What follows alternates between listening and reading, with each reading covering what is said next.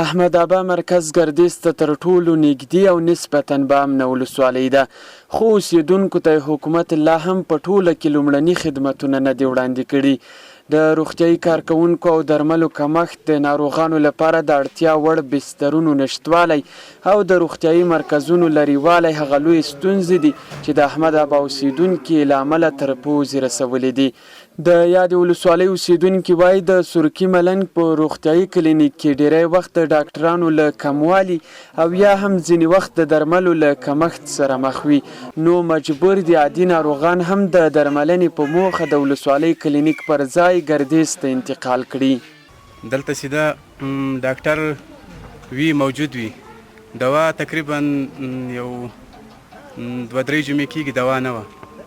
مریضان ډېر په مشکله سره راتلو بیرته تله، عوام خرابه ده، موسم هم خراب ده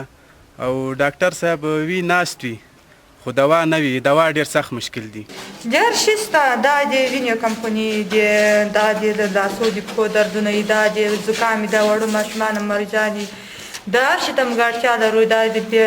نسناسې مریضي لري. مخ نسته، هر شایسته ورته رسېږي، خو داسې ده که دلته د ټېسټ نه کېږي علاج د روماتیزم لا د شکر لا د وینې د غوړوالي دا هغه نسته. د سورکي ملنګ په روغتیايي کلینیک کې میشت ډاکټران هم د درملو د کمښت ستونزه پر ځای بولي او وایي هره ورځ ورته د ولسوالۍ له بېلابېلو سیمو له شاوخوا 200 زیات ناروغان مراجعه کوي.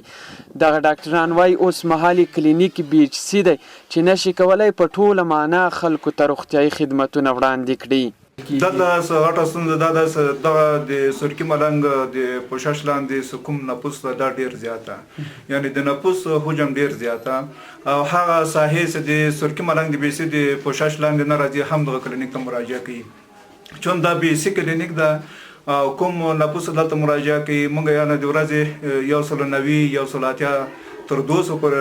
ناروغان د موږ رسېږي. د موږ مریضان چې دي امیدوارې ښځې او بعد ولادت نه کومې ښځې دي هغه موږ شمېر زیات لرو، دوایي موږ ته کمبود راځي، دوایي چې څومره موږ ته وایي هغومره نه ورته رسېږي. په دې لړ کې د پکتیا د عامې روغتیا رئیس په احمد ابا ولسوالۍ کې د معیاري روغتیايي خدمتونو د ترسره کولو لپاره د هڅو خبره کوي او وایي د ښو روغتیايي خدمتونو د وړاندې کولو په موخه یې کار پیل کړی تر څو د سورکي ملنګ کلینیک له BHC څخه CHC ته انتقال کړي. موضوع خو بالکل درسته ده، په همغه ځای کې د احمد ابا د کلینیک ناروغان ډېر زیات دي، خو دغه موضوع موږ د مؤسسې سره هم شریکه کړې ده. هغوی دوا کوارټر په اخرو دوا یې خلاصه شوې وه، اوس یې دوا نوې سپلای کړې ده، هغه به یې ورته لېږلې وي او موږ د دوی سره په همدغه باندې کوشش هم کوو چې د مصرف په بیس باندې دوا ولېږي هغو کلینیکو ته چې څومره مصرف ته د هغه روغتیايي مرکز ډېر زیات ناروغان ورته راځي او موږ هم څو وارې دا موضوع په BHC کې شیر کړې ده چې سبا ورځ هم بیا هم د BHC مجلس ته چې په هغې کې ماچولی چې تر څو پورې دا کلینیک ارتقا وکړي. اوس مهال په ټول احمد ابا کې یوازې 2 کلینیکونه شتون لري چې د ځایي اوسېدونکو په وینا د نفوسو ګڼوالي ته په کتو ورته بسنه نه کوي.